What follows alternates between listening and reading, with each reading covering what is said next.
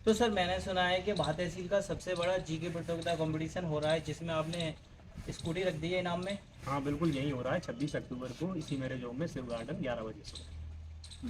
ये जीके प्रतियोगिता काफ़ी बड़ी हो रही है, बड़े स्तर पर हो रही है, तो आप इसमें पक्षपात रोकने के लिए क्या क्या उपाय करोगे? बिल्कुल सही सवाल पूछा आपने। मेरा पूरा फोकस इसी पर है कि किसी प्रकार से ट्रांसपेरेंसी लाई जा सके, क्योंकि लोगों का विश्वास इस पर उठ चुका है। अभी तक जितनी भी प्रतियोगिताएं हुई हैं उन प्रतियोगिताओं में हमेशा पक्षपात होता हुआ बच्चों ने मुझे बताया है।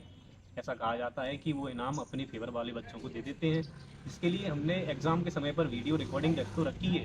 साथ ही OMR के फ़ोटो भी हम उसी समय पर खींचेंगे और फ़ोटो व्हाट्सएप पे भेजे जाएंगे, जिससे बच्चे अपने चेक कर सकें। 2 दिन का टाइम भी दिया जाएगा, इस 2 दिन में बच्चे अपने ऑब्जेक्शन दे सकें।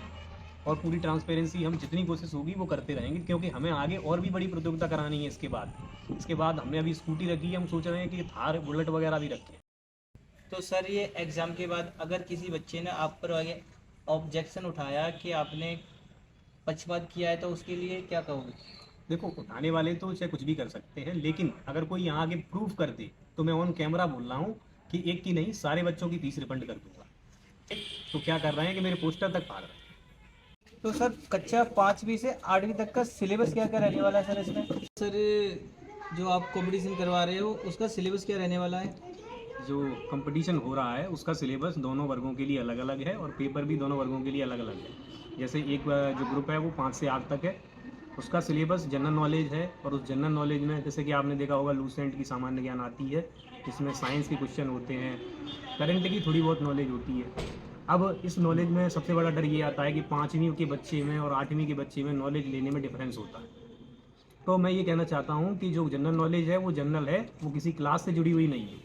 एक अवेयर बच्चा होगा, एक समझदार बच्चा होगा, वो उसको पता होगा कि इस समय डिफेंस मिनिस्टर कौन है या फिर कौन सी क्या मीटिंग डील हो रही है देश के अंदर।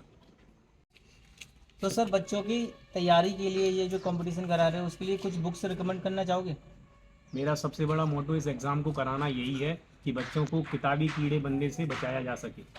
आगे जब बच्चे गवर्नमेंट एग्ज़ाम्स की तैयारी करते हैं उस समय पे वो शुरुआत से 6वीं क्लास से NCERT पढ़ते हैं, और अभी ये सब नहीं पढ़ते। अभी बस क्लासों में क्वेश्चन आंसर याद करेंगे, वर्ड मीनिंग याद करेंगे, टीचरों का दिया हुआ होमवर्क करेंगे। अबे उन्हें दुनियादारी की कोई समझ नहीं है, ना वो जनरल नॉलेज समझते हैं।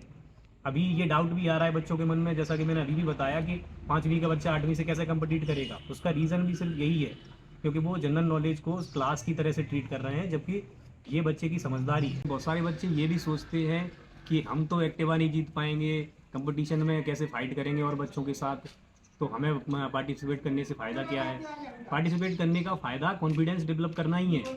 आज आप अपने स्तर की एग्ज़ाम्स में नहीं बैठेंगे तो कल किसी बड़े नेशनल या इंटरनेशनल लेवल के एग्ज़ाम के बारे में हिम्मत ही नहीं कर पाएंगे। और ज़्यादातर लोग ये तैयारी बीच में इसीलिए छोड़ देते हैं क्योंकि उनके अंदर हिम्मत की कमी पड़ जाती है। तो सर ये कंपटीशन के लिए सर कुछ बुक रिकमेंड करना चाहोगे बच्चों की तैयारी के लिए? देखो, मैं कोई बुक रिकमेंड नहीं करना चाहता। मैं चाहता हूँ कि कंपटीशन में सारे क्वेश्चन ऐसे हों जो बच्चों की अवेयरनेस चेक करें, उनकी नॉलेज टेस्ट करें, ना कि उन्हें किताबी कीड़ा बनाएं। मैं अभी से बच्चों में ये चीज़ डेवलप करना चाहता हूँ कि वो आगे भी प्रैक्टिकल नॉलेज और ऐसी नॉलेज की तरफ बढ़ें जो दुनिया में उनके काम आए।